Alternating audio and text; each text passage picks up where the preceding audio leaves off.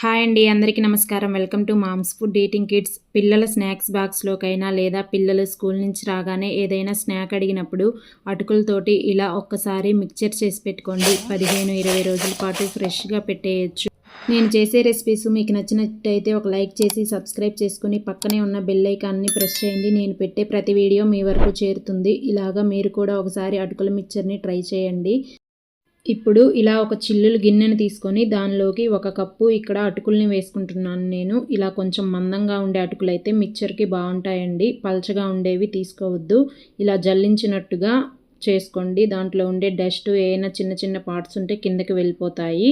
ఇలాగ నేను 2 కప్పుల అటుకుల్ని తీసుకొని ఇలా క్లీన్ చేసుకొని పక్కన పెట్టేసుకున్నానండి. ఇప్పుడు ఈ 2 కప్పుల అటుకుల్లోకి మసాలా పౌడర్ని చూద్దాము. దానికోసం ఒక మిక్సీ జార్ తీసుకొని 1 టీ స్పూన్ సోంపు, 1 టీ స్పూన్ జీలకర్ర, ఒక 2 టీ స్పూన్ల ధనియాలు, ఒక హాఫ్ టీ స్పూన్ పసుపు,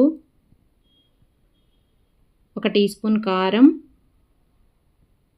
1 టీ స్పూన్ బ్లాక్ సాల్ట్ అండి. ఇది మీ దగ్గర ఉంటే వేసుకోండి, లేకపోతే స్కిప్ చేయండి. అలాగే 1 టీ స్పూన్ చాట్ మసాలా, మీ రుచికి సరిపడా ఉప్పు వేసుకోండి. నేను ఇక్కడ 1 టీ స్పూన్ వేసుకున్నాను. వీటిని ఇప్పుడు మెత్తగా మిక్సీ పట్టేసుకోండి.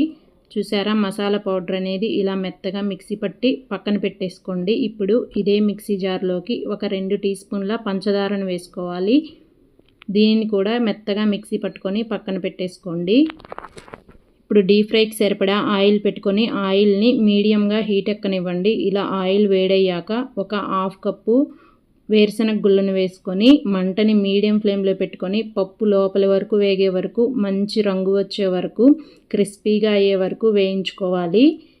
చూసారా, ఇలాగా ఉండాలి పప్పు అనేది. ఇలా వేయించుకున్నాక అన్నీ తీసి పక్కన పెట్టుకోండి. అలాగే ఒక హాఫ్ కప్పు పుట్నాల పప్పు వేసుకొని వీటిని కూడా ఇలాగే మంచి రంగు వచ్చే వరకు వేయించుకోండి, క్రిస్పీగా అయ్యే వరకు. వీటిని కూడా ఇప్పుడు ఇలాగే పక్కన పెట్టుకోండి. ఇప్పుడు మళ్ళీ ఒక గుప్పెడు జీడిపప్పు ముక్కల్ని వేసుకోండి.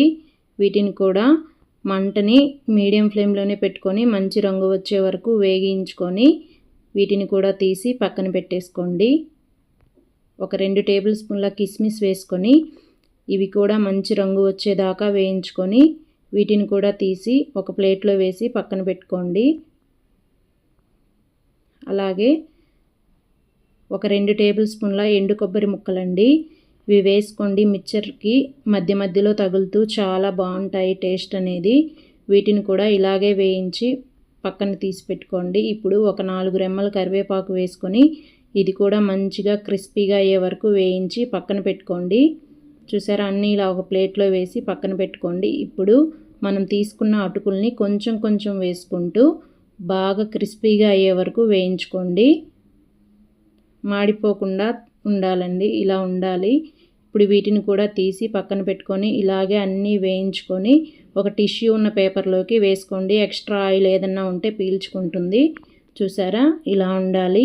ఇప్పుడు మీ దగ్గర టిష్యూ లేకపోతే ఏదైనా కాటన్ క్లాత్ ఉంటుంది కదండి, వైట్ది, దాంట్లోనైనా వేసుకోవచ్చు.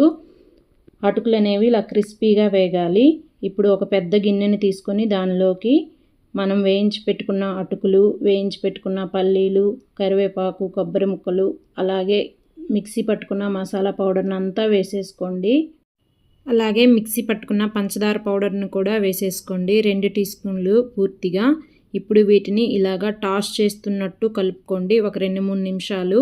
ఈ మసాలాలన్నీ ఈ అటుకులకి బాగా పట్టి ఫ్లేవర్ బాగుంటుంది. చేయి పెట్టి కదపొద్దు. ఇప్పుడు ఇలా టాస్ చేసుకున్న తర్వాత నిదానంగా వేళ్ళతోటి కిందికి పైకి ఒక 4-5 సార్లు ఇలా అనుకోండి. అంతేనండి, ఎంతో కమ్మగా ఉండే అటుకుల మిక్చర్ రెడీ అయిపోతుంది. మీరు ఒకసారి టేస్ట్ చెక్ చేసుకోండి. ఉప్పు కారం సరిపోకపోతే ఇదే టైంలో వేసుకోండి. ఇలా చేసి పెట్టుకొని పిల్లలకి ఈవినింగ్ స్నాక్గా ఇవ్వండి, చాలా ఇష్టంగా తింటారు. నచ్చితే మీరు ట్రై చేసి ఒక లైక్ చేసి మీ ఫ్రెండ్స్ అండ్ రిలేటివ్స్కి షేర్ చేసి నా ఛానల్ని సబ్స్క్రైబ్ చేసుకొని సపోర్ట్ చేయండి. Thanks for watching.